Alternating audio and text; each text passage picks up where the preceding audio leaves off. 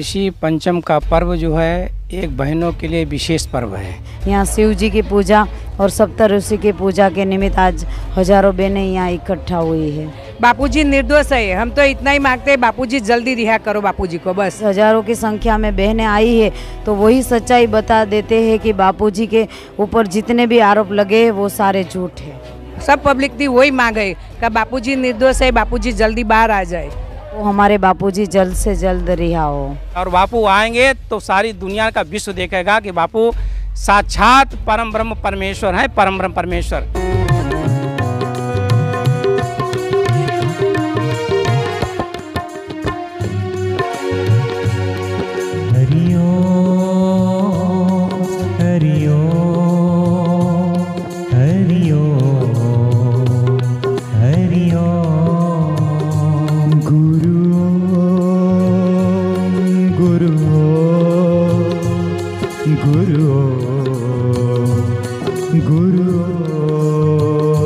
ऋषि पंचम का पर्व जो है एक बहनों के लिए विशेष पर्व है, क्योंकि जे अन्य दिनों में किन्हीं कारणवश बहनें मंदिर में भूल से चली जाती हैं या संतों के दर्शन हो जाते हैं, वो एक उनको दोष लगता है।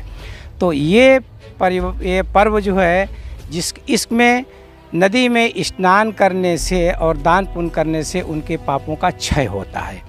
तो ये पर्व बहनों के लिए विशेष पर्व है और उसमें बहनें ताप्ती नदी में स्नान कर रही हैं और शिव मंदिर में आकर का अपना जो भी उनको दान पुण्य करना है वो करती हैं। यहाँ बरदादा पर आकर के भी वो परिक्रमा वगैरह करके और अपना पुण्य लाभ प्रदान कर रही हैं, क्योंकि इससे उनके पापों का क्षय होता है और उनकी उन्नति होती है, इसलिए विशेष रूप से पर्व मनाया जाता है। लेकिन काका जी 9 साल पूरे हो गए, मतलब कल ही 31 अगस्त गई है, 9 साल पूरे होंगे, 10वां साल बैठ गया। बापू जोधपुर की जेल में है, बापू पे इतने गंभीर आरोप लगे, उसके बावजूद इतनी सारी महिलाएं मतलब आज भी मतलब आश्रम आ रही है। देखो, भक्तों के ऊपर इसका कोई प्रभाव नहीं पड़ता है। जो भक्त जिनकी अटूट श्रद्धा है उस श्रद्धा को कोई भी तोड़ नहीं सकता, लाख कोई कोशिश कर ले। और बापू के प्रति जो यहाँ पर साधकों की श्रद्धा है उसको तोड़ा नहीं जा सकता है। भले बापू जेल में हों, और बापू बोले भी थे जिस कार्य के लिए मैं धरती पर अवतरित हुआ हूँ, ऐसा नहीं जब तरित हुआ हूँ वो कार्य करके ही जाऊँगा। अगर कोई मुझे चाहे कि हमको जेल में पूरा कर दे तो ये उसकी भ्रमणा होगी।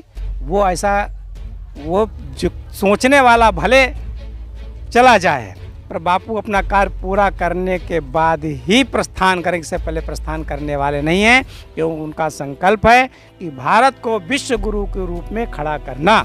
और वो कार्य उन्होंने ये भी बापू ने बोला था, एक सरकार नहीं करेगी, दूसरी करेगी, दूसरी नहीं करेगी, तीसरी करेगी, पर मैं अपने जीते जी भारत को विश्व गुरु के रूप में खड़ा करके ही जाऊंगा, इसके पहले मैं जाने वाला नहीं हूँ। क्या कारण है कि इतने आरोप लगने के बाद भी भक्तों की श्रद्धा नहीं? भक्तों की श्रद्धा कैसे टूट सकती है? जिनके अनुभव हैं, जिन भक्तों के अनेक अनुभव हैं, उन भक्तों की श्रद्धा टूटने का सवाल ही नहीं उठता है। हर व्यक्ति जो बापू से जुड़ा हुआ है या नहीं भी जुड़ा है, अगर आकर आश्रम में आता है और आने के बाद उसने जो यहाँ देखा है तो उसको कैसे उसको भुला सकता है? ये तो अगर कोई कहता है कि भले बापू जेल में हो, कहीं भी हो, पर भक्तों की श्रद्धा को तोड़ा नहीं जा सकता। अगर कोई बात उसका सोचना हो कि हम इसको गिरा दें, वो तो अब 9 साल हो, 9 पूरे हो चुके, 10वां चल रहा है, उसके बावजूद आप प्रत्यक्ष प्रमाण देखिए, आप जाइए देखिए कि कितनी बहनें यहाँ आई हुई हैं, अपनी स्नान कर रही हैं, शिव मंदिर पे आ रही हैं, बरदादा पर आ रही हैं, पूरा आश्रम भरा हुआ है। ये तो प्रत्यक्ष प्रमाण है, इसको कैसे झुठला सकता है? एक झूठे आरोप लगाने से किसी के ऊपर आरोप सिद्ध नहीं होता, वो भी सिद्ध नहीं। उसने लिखाया क्या और मीडिया बोलती क्या, और सरकार ने किस आरोप के अनुसार उनको आज तक एक दिन की बेल भी नहीं दी, जमानत भी नहीं की, छोड़ना तो दूर रहा। तो इसके मतलब सीधा जो डॉक्टर सुवर्ण स्वामी ने बोला है वो 100 नहीं 101% सत्य है। इसमें वही लोग दोषी हैं जिन लोगों ने सुवर्ण स्वामी ने जिनका नाम लिया है।